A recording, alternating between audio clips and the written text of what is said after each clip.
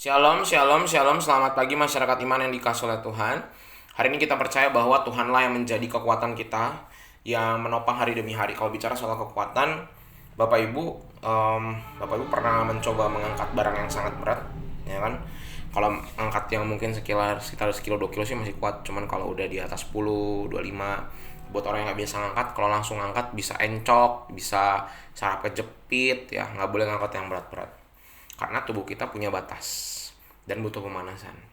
Nah, kekuatan itu juga bukan hanya ketika kita mengangkat yang berat. Dalam hidup ini kita butuh kekuatan yang melebihi kemampuan fisik kita, yaitu kekuatan hati dan spiritual kita. Dan kita butuh Tuhan untuk boleh menapaki hari demi hari. Mari sama-sama kita mengawali hari ini dengan memujikan Kidung Jemaat 332.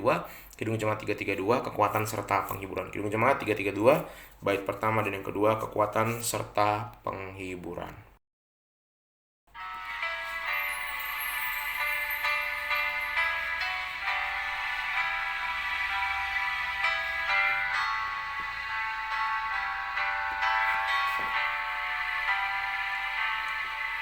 Kekuatan serta penghiburan diberikan Tuhan padaku. Tiap hari aku dibimbingnya, tiap jam dihibur hatiku. Dan sesuai dengan hikmat Tuhan, ku diberikan apa yang perlu. Suka dan derita bergantian, memperkuat imanku.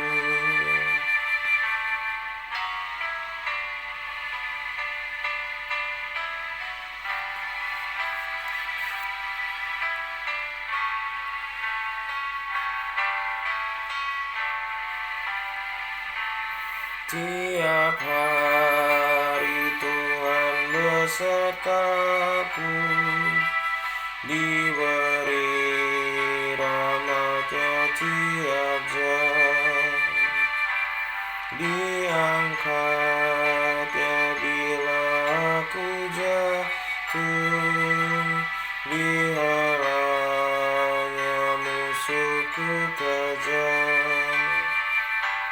Ya namanya Raja Maha Kuasa, Bapa yang kekal dan abadi,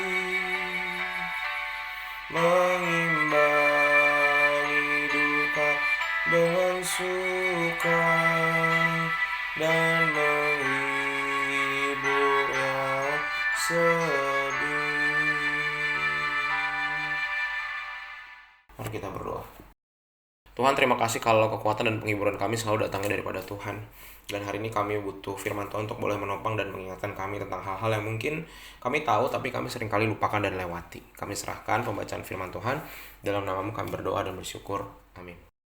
Bapak Ibu Saudara, bersama-sama kita buka 1 Tawarik 18. 1 Tawarik 18 ayat 14 sampai 17. 1 Tawarik 18 ayat 14 sampai 17. 1 Tawarik 18 ayat 14 sampai 17. 1 Tawarik 18 17, dengarkanlah sabda Tuhan. Demikianlah Daud telah memerintah atas seluruh Israel dan menegakkan keadilan dan kebenaran bagi seluruh bangsanya. Yoab anak Zeruya menjadi panglima, Yosafat bin Ahilud menjadi bendahara. Zadok bin Ahitub dan Ahimelech bin Abiatar menjadi imam, Sausa menjadi panitera. Benaya bin Yehoyada menjadi panglima orang Kreti dan orang Pleti. Dan anak-anak Daud adalah orang-orang utama yang diperbantukan kepada raja.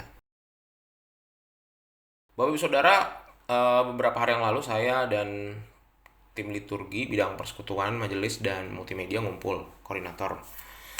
Kami ngumpul terus kami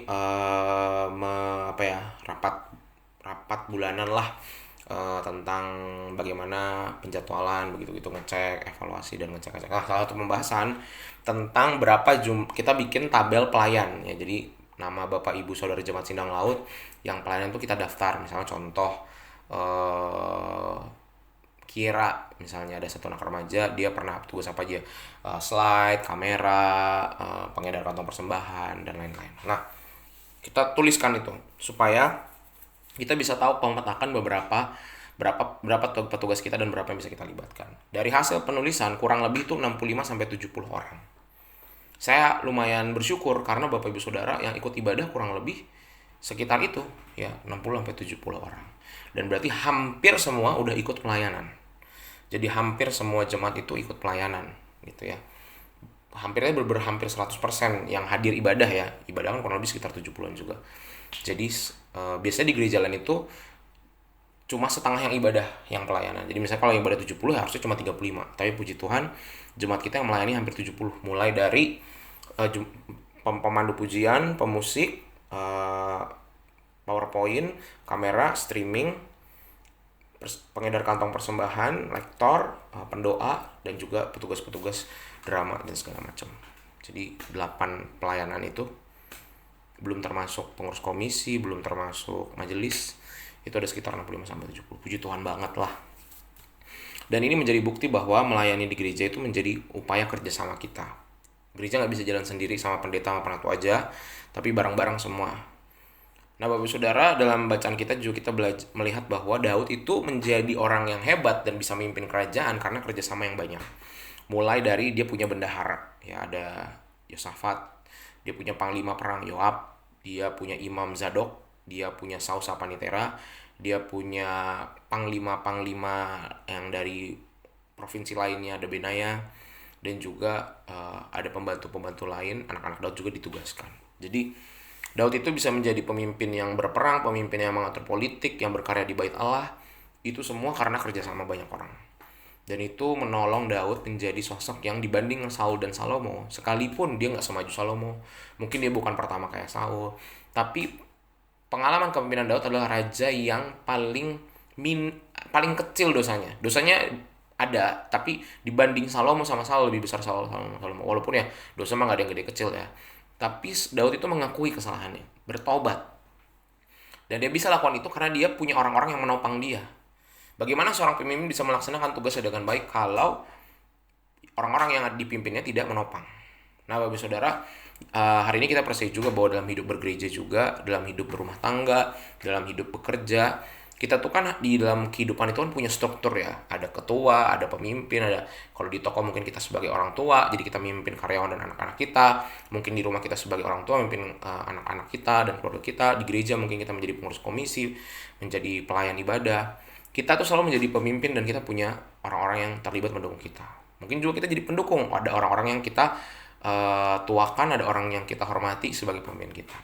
Nah, ini butuh kerjasama yang baik gitu ya, satu sama lain.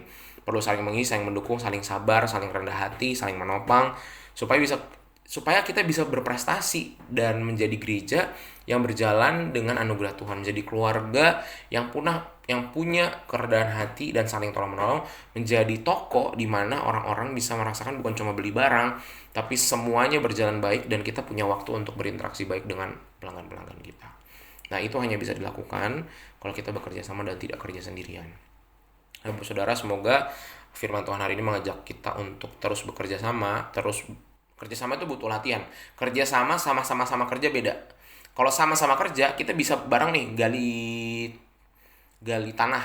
Tapi kalau cuma kerja sendiri-sendiri, ya masing-masing kita bisa gali tanah, tiap orang tujuannya beda. Tapi kalau kerja sama, misalnya untuk membuat jalan, itu kita saling topang. Mungkin porsinya beda-beda, ada yang pekerjaan lebih banyak, ada pekerjaan lebih sedikit, tapi tujuannya adalah si proyeknya jadi.